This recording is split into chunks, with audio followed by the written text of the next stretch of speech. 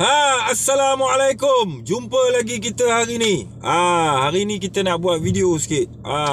Kita nak share sikit cerita yang gempar, agak gempar jugalah.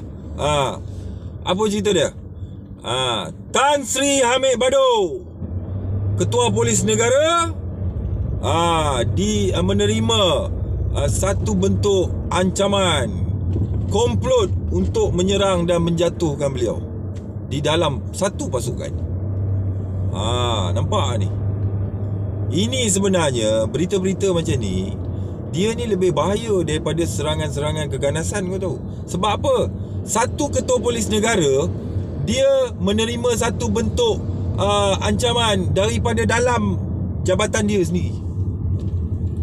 Nampak ni? Negara kita ni. Bukan aku nak kata ketua polis negara tu tak bagus. Bukan. Aku nak cerita kerosakan moral agensi penguatkuasaan, termasuk PDRM, mentaliti pegawai-pegawai, anggota-anggota yang terlibat, yang terlibat dengan apa yang KPN cakap ni. Depa ni semangat pasukan tu mana? Nampak? Semangat pasukan tu tak ada. Semangat kepolisian tu tak ada. Sampai kan ketua polis negara pun nak dia diserang dengan bentuk menjatuhkan beliau, untuk take over benda ni. Pasal apa? Itu menunjukkan Tan Sri Hamid Bado ni, dia buat kerja terlampau lurus. Orang kalau buat kerja lurus-lurus ni memang dibenci, kan? Bukan kita nak suruh Tan Sri Hamid Bado tu buat kerja bengkok, tak lah, kan? Bermakna dia ni lurus lah. Tu pasal ada golongan-golongan orang atasan, ataupun di kalangan pegawai-pegawai yang berada di sekeliling dia, cuba membentuk satu komplot untuk tendang dia ni, kan? So bila dia orang dapat take over benda ni, kedudukan Tan Sri Hamid Bado ni, dia orang akan bentuk kroni dia orang. Lepas tu dia orang akan buat macam-macam tindakan-tindakan yang berbentuk budaya kronisme, yang boleh menyokong, menutup benda-benda yang salah. Ni semua dia pun nak buat ni. Jadi bila Tan Sri Hamid Bado ni duduk di tempat KPN ni, komplot-komplot jahat macam ni tak boleh tercetus. Pasal apa? Tan Sri Hamid Bado tahu je lah dia buat kerja macam mana, kan? Jadi apa yang kita nak cerita kat sini, komplot serangan terhadap ketua polis negara ni pernah berlaku dalam negara ni. Tapi yang serang dia tu adalah ejen komunis. Ada ketua polis negara, arwah dah, dia kena tembak dekat Pekeliling satu masa dulu. Abdul Rahman ke apa nama dia, tak silap aku. Dan dia diserang oleh agensi komunis, ejen komunis, geng-geng saki-baki gangsterism komunis ni semua. Bukan diserang oleh pasukan dia sendiri. Faham tak? Hari ni negara dah makin maju ni, milenium lah apa semua ni, ketua polis negara menerima ancaman serangan daripada orang dalam sendiri. Jadi kat sini aku nak berkongsi, Tan Sri Hamid Bado ni, dia ni bukan tak bagus. Bagus. Pasal apa? Banyak orang mesti dengki kat dia. Pasal dia dah keluar baris, lepas tu dia masuk balik jadi KPN. Dan aku confirm lah, orang yang dengki dengan dia ni mesti Melayu. Sebab itu kita kena terima hakikat. Orang Melayu ni kalau bab PhD cukup bagus, first class lah, kan? Boleh dapat 9A, 10A kalau bab PhD ni. Mesti lulus lah kalau ambil PhD yang tu, kan? Okey. Jadi apa yang aku nak share Tan Sri Hamid Bado ni, Tan Sri kena tengok orang-orang yang berada di persekitaran yang dekat, bukan yang jauh. Kalau nak tikam belakang kita ni, bukan orang yang duduk jauh-jauh tu. Yang jauh-jauh tu dia tak boleh tikam, dia kan jauh. Jadi orang yang nak jadi tali barut, nak jadi orang yang senyum tapi sebenarnya dia adalah musuh kita, mestilah orang-orang yang duduk di persekitaran kita, persekitaran yang dekat.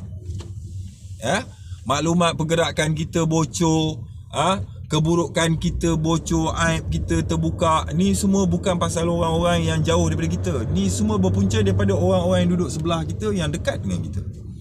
Sebab hanya orang yang dekat dengan kita saja boleh buat serangan-serangan macam ni. Jauh pada kita dia mana boleh buat, dia jauh. Jadi apa yang saya nak bagi tahu kat Tan Sri, tengok balik pegawai-pegawai yang sangat dekat dengan Tan Sri. Ni dia orang ni berkemungkinan besar, berpotensi besar untuk menjadi dalang dalam hal-hal yang macam ni. Ya. Aku ni kalau dapat duduk dengan Tan Sri Amir Badu ni tak payah lama. 20 minit, setengah jam cukup lah. Kalau aku dapat duduk depan dia bersembang, kurang-kurang 20 pegawai PDRM nak tumbang, nak koyak ni. Confirm.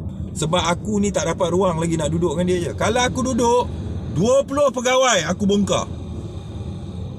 Tapi pasal kita nak jumpa dia ni pula KPN, nak jumpa dia bukan senang kan.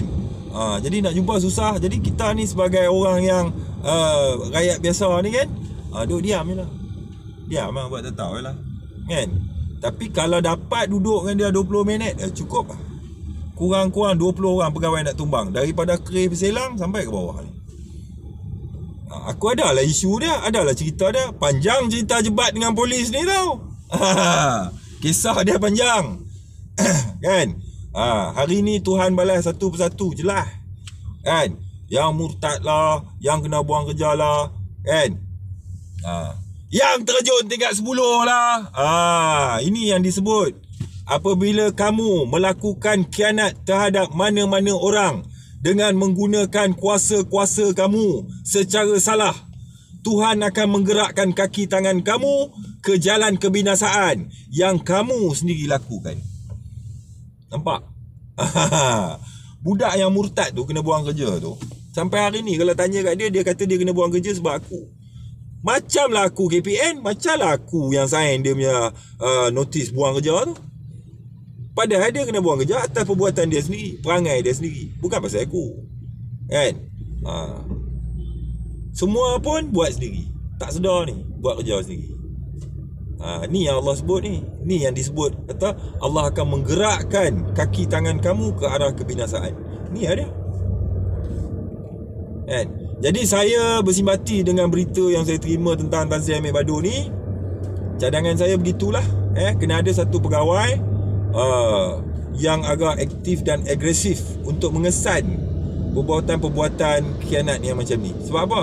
Mana boleh satu pegawai, satu anggota mengkhianati ketua jabatan tu. Tu king dia tu.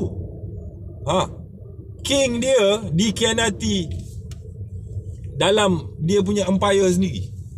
Mana boleh? Kan? Kalau ketua polis negara boleh kena serang macam ni, masyarakat nak bergantung kat siapa lagi ni? Kan? Jadi aku sarankan kepada Tan Sri supaya berhati-hati. Sebab apa? Dia ni boleh jadi mangsa fitnah, boleh jadi mangsa macam-macam dah lepas ni. Mangsa fitnah boleh, mangsa tomahan boleh, kan? Orang masuk polis, pencen polis, lagi dia masuk polis lagi pencen, masuk Sungai Buloh lah, masuk je, macam-macam lah boleh berlaku kat dia. Jadi ini yang kita khawatir. Sebab dia seorang ketua polis yang baik dan berkaliber kan. So kenapa kita nak tengok saja kalau dia kena benda-benda merepek macam ni semua ni. Okey. So saranan aku berhati-hati dengan orang yang sangat hampir dengan Tan Sri. Ya, sebab apa? Orang-orang yang hampir ni saja boleh menyerang Tan Sri. Orang yang jauh-jauh tak boleh. Sebab dia orang tak ada maklumat apa semua. Itu saja saranan saya. Jaga diri baik-baik. Sebab apa? Dia mula-mula dia membentuk satu komplot. Lepas tu besok selepas dia bentuk satu komplot, dapat support by politician pula. Ketua polis negara nak koyak dah. So susun orang-orang Tan Sri sendiri, berhati-hati dengan orang-orang bersekitaran. Adakan satu cerita dekat satu orang yang disyaki, dan cerita dekat dia je, jangan cerita kat orang lain. Lepas tu tengok cerita tu bocor tak. Kalau bocor, dia adalah orang yang tak boleh simpan rahsia. Tu satu. Yang kedua, perhatikan orang-orang yang gemar menceritakan keburukan diri dia sendiri. Ada orang dia main duduk dengan kita, dia cerita pasal buruk dia. Aku semalam pi pub, aku semalam pi jumpa Minah ni, aku pi jumpa GRO ni. Cerita-cerita macam ni dia suka cerita kat kita. Secara logiknya, orang macam ni adalah orang yang tak boleh dipercayai. Sebab apa? Buruk dia sendiri pun dia cerita kat orang, buruk kita lagi lah dia cerita. Kan? Jadi kalau buruk dia sendiri pun dia seronok nak cerita kat orang, buruk orang lagi lah dia cerita. Jadi orang macam ni tak boleh simpan rahsia. So perhatikan betul-betul Tan Sri, ini adalah budaya yang dah mula sangat tidak baik lah untuk PDRM. Ketua Polis Negara pula buat macam ni. Dulu kita tengok Datuk Ayub Han Ketua Polis Johor tu, kan? Dulu dia duduk anti-terrorism. Tengok dia buat kerja macam mana. Kau pakai telekung ke, kau pakai tudung ke, kau apa sekalipun, kalau dapat ada fakta-fakta yang menunjukkan kau terlibat dengan kegiatan pengganas, dia tangkap kau. Tak ada pilih bulu, tak ada birokrasi, tak ada kronisma, kan? Jadi dia dipindahkan ke Johor jadi Ketua Polis Johor. Salam perkenalan dia masuk sebagai KP Johor saja. Salam perkenalan saja. 7 pub kena operasi. Jadi orang-orang macam dia ni pun bahaya juga. Serangan-serangan ni bukan datang daripada kongsi gelap ke, daripada orang-orang yang melakukan aktiviti jenayah aja. Berlaku dalam jabatan tu sendiri, kan? Jadi kita agak terkejut lah dengar Ketua Polis Negara ada satu komplot dalam PDRM nak menyerang dia. Kita sebagai masyarakat kena ingat satu je. Kalau Ketua Polis Negara boleh kena serang macam tu, ada unsur-unsur serangan macam tu nak jadi kat dia, kita rakyat ni nak bergantung kat siapa lagi? Kat polis lah.